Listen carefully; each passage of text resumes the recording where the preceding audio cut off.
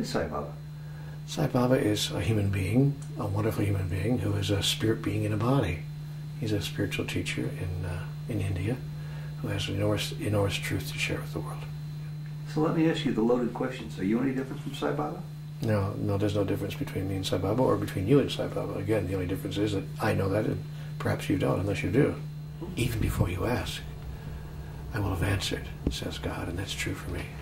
So I know that God's wisdom, God's joy, God's love, God's insight, God's understanding, God's compassion, God itself is with me always. Look for the truth inside of your own heart. No one who has ever called for God has heard the answer no. God speaks to everyone. Medicine has moved forward with astonishing speed.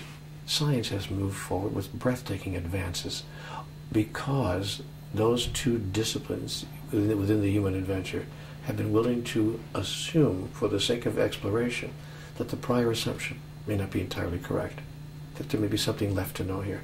Religion, in its arrogance, has not been willing to assume that. Indeed, if you say that the prior assumption of religion may possibly be mistaken, you'll be crucified for it, may even be killed in certain parts of the world. That's the problem. So in the most important area of human endeavor, religion, we are loath to question our previous assumption. I've been asked many times, if God could say one thing to the world, put it in one sentence, what would it be? I actually have a one-sentence answer for that. You've got me all wrong. Welcome to Souljourns. He is the author of the internationally acclaimed books Conversations with God, books he says that are inspired by God. Neale Donald Walsh. This interview was recorded in Cleveland, Ohio in 2004. Thank you for the interview. You're very welcome. Thank you for asking me. Yeah. I spent 20 years doing radio and television, doing just what you're doing. Neale Donald Walsh, thank you. And I didn't eat peanuts before an interview either, I'll tell you that right now. He says, can we get on with it? Thank you very much. And we should probably tell people what we're talking about here. Having eaten peanuts before doing an interview is not something I normally do, but it caught me up a second ago. Before we get into spirituality, a little bit about your background. 20 years in broadcasting? Yes, I spent 20 years in radio and television. I started when I was 19, right out of college, really. And I did it until I was just around 39, 40 years old. And what did you do? Everything. I was a program director. I was a disc jockey. I was a talk show host. I did television news, radio news. I was radio news director, all of it, really.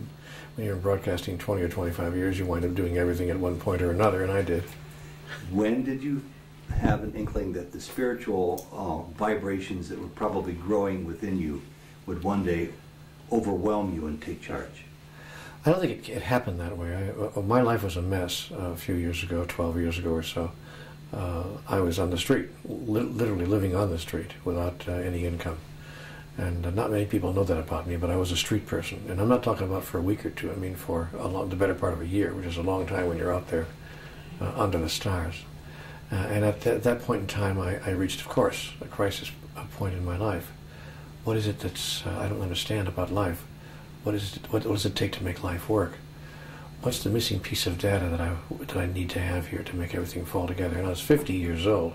It's one thing to be on the street when you're 25 or 30 or even 40, but I was 50 and I really was in bad shape. Why do you suppose you never had those thoughts before? Was your life just... I did have those thoughts before, but I didn't act on them. Mm-hmm. I've been a very spiritual person since I was 7 years old, but I never did anything with it. It was just kind of hanging out there. I was too involved in, I was in broadcasting. I was in radio, I was in television, I was in theater, I was living my life and having a wonderful time. I don't see anything wrong with what I was doing, but I just didn't have a lot of time for spirituality. You tell me if it's out of line or in line to ask the origin and the nature of the events in your life that led you from broadcasting to being on the street.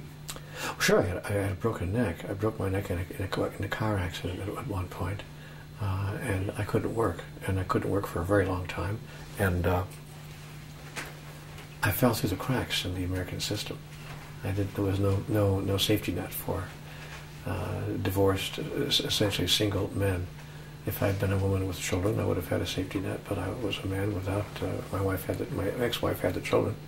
We had a fine relationship. It was still a very friendly relationship, but she was caring for the children, and I was out of work. And when you're out of work about 16 months, you fall through the cracks. And so there I was after a long time. And you see, the problem was I couldn't do anything about it. That is, I couldn't get another job anywhere. I could barely move. I was in a Philadelphia collar. I couldn't even get day work. I was looking at the want ads, just trying to find anything to do, working at a 7-Eleven or anything. But I couldn't. If I had so much as lift a box of canned goods or whatever, I was out of the game. So I couldn't even be a stock boy at the supermarket. There was nothing I could do with a broken neck. In fact, I was lucky to be alive. But that confluence of events turned me into a street person, and I was on the street for a long time.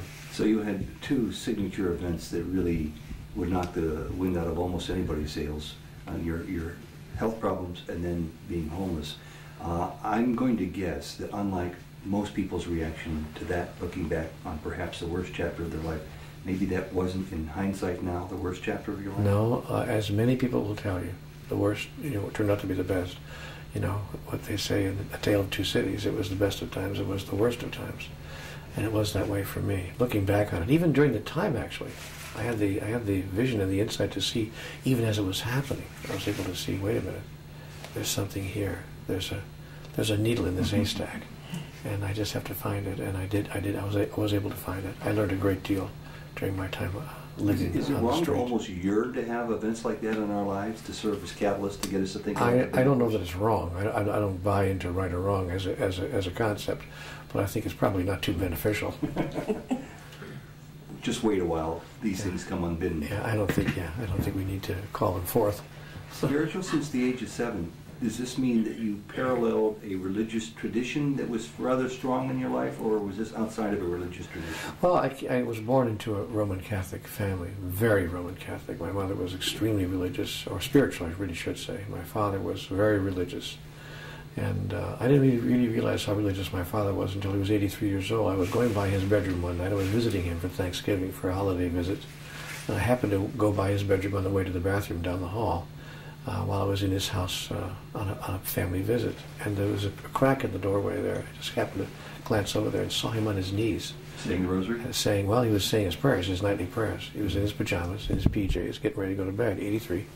On his knees, and I never saw my father on his knees praying before. What kind of impression did that leave with you? It struck me deeply.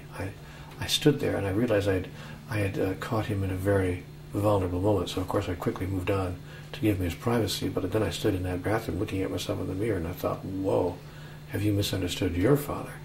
I mean, he was all alone. He wasn't making a show of it for his wife. My mother was long since passed away. It was just a private moment. And I realized in the privacy of his heart that he was a very religious man, and apparently a devout believer, because when you're 83 and you're on your knees praying, it says something. Did you ever talk to him about that? No, I did not. Do you regret that you didn't? No, I don't think so. I wouldn't have talked. I wouldn't have let him know that I ever saw that. It was his private moment, and I needed to keep that his private moment. We talked about God, of course, a lot in life and religion and things, but I never talked about that particular private moment. And you talked about it as being a very vulnerable moment for your father. For any of us, why should it be vulnerable? Why should that make us vulnerable with our spiritual truth coming to the fore as he demonstrated without his awareness that you were watching him? I think the vulnerability was that not that he wouldn't have wanted me to see him in a religious situation or in a spiritual moment, but that it was without him knowing that I was seeing it. So it was like peeking into anyone's intimate time, whether it's their intimate time with their spouse or their intimate time with their God. It's still an intimate moment, and I think it was a very private moment for him. I sensed there must have been a beginning, a middle, and an ending point with your association with the Catholicism with which you were raised. Is that true, and how did that come about? Well, the beginning, of course, was birth, as it is for all Roman Catholics, or most of them. You're born into a Catholic family, and if it's a good Catholic family, you become part of the church the moment you're born. I was raised a Catholic, and I had intentions of becoming a priest, actually. It was my desire to do that. Happens to a lot of us in this certain age group. So there I was, and I was convinced I was going to be in the seminary when I was 18 or 17. But that came to a quick close when my father really disabused me of the notion. He said, you can go into the seminary if you want. You can make that decision when you're 18 or 19, but not now. They wanted to move me in there when I was about 13 or 14 years old. You can do that, you can get into the seminary that early. There was all the nuns were saying that he has the calling. Little did they know. And so I was anxious to get in there, but my father said, no, when you're 19 or 20 you can make that decision, but not now.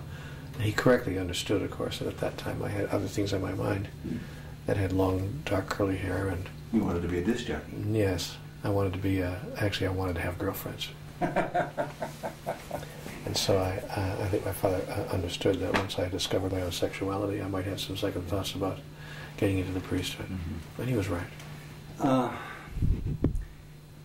I want to ask you about the difference between spirituality and religion.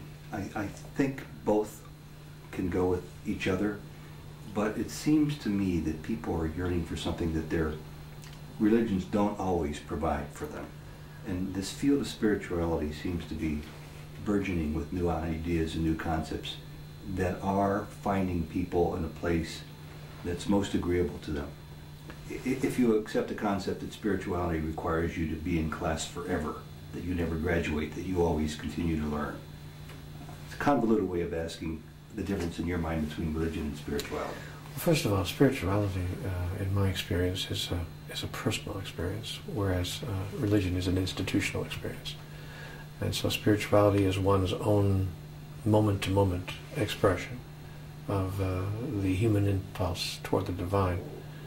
And it is a very private experience and a very singular one, whereas religion seems to me to be a collection of dogma or doctrines that form some kind of spiritual law or cosmic rules that God is said to have handed down to us through his religion, whatever that religion might be, depending on your culture and the place in which you learn about it. And so religion feels to me to be an institutional experience, as spirituality is a personal truth. That's how I really pinpoint it. Spirituality is one's personal truth and one's personal experience. Religion is the truth and experience of another, perhaps someone who talked about it 2,000 years ago. And then we are asked through religion to adopt the personal experience of another who has given testimony to that. We are asked to adopt that. Many people do adopt it. Many people actually find an experience that's quite valid for them within the folds of that process. But that's the difference that I see between spirituality and religion. Spirituality also is what I call process theology, whereas religion is more dogmatic theology. Seems to me it takes a pretty wise individual to recognize their own spiritual reality. When did you recognize that about yourself? Gosh, I was 7 years old. Really? How did you differentiate it between religion at that time, from religion? Well, it was very clear to me when I was 8 and 9 and 10 years old in catechism class that what the priests were telling me is not what was so. In my experience, forgive me, I don't mean to be offensive to someone for whom it is so, but in my experience, the things that they were saying to me didn't add up. And even when I was 8 and 9 and 10 years old, and I would be asking the priest in catechism class all kinds of questions. Finally, one day, that were way above a 7 or 8 or 9-year-old level, I was told. And so at one point, after about a year and a half of this, the parish priest said to me, "I'd like you to come to the rectory and talk about some of this," because I was outstripping the class's ability to keep up with my inquiries. And so he was a very nice young man, and he took me into the rectory once a week after school, and we talked for an hour and a half or two, and he answered every question I had, or tried to. And he was a very interesting man, because if he didn't know the answer, he would say, "I don't know. You're asking me a question at 9, I do not have the answer to that. I can't give you an answer." But sometimes it's better not to know these things. But he encouraged the spirit of inquiry within me, is what happened there. Did anybody ever tell you as you were growing up that God can speak to you, speak through you, speak for you, or did you learn that on your own? I think that my mother said to me that God is all over the place. Mm-hmm. And I don't know whether she said the exact words, "God can speak to you or through you," but she did make it very clear that God's expression was not limited to the four walls of any church or mosque or synagogue. And how surprising, if not shocking, was it when you realized one day that through your pen were coming insights that weren't coming from you necessarily, but from beyond you? That was pretty much of a shock. I was not prepared for anything like that, and I was scared actually at first. I thought I'm trafficking with the devil. I reverted right back to my early Catholicism and thought this must be blasphemy. I shouldn't be doing this. But it was making me feel so good. I was feeling so whole and so complete and so perfectly healed of all the anxiety and anger with which I entered that experience. The experience occurred in a moment of great anger. I was furious with the universe. I was writing on a yellow legal pad at 4 o'clock in the morning. What does it take to make life work? And what have I done to deserve a life of such continuing struggle?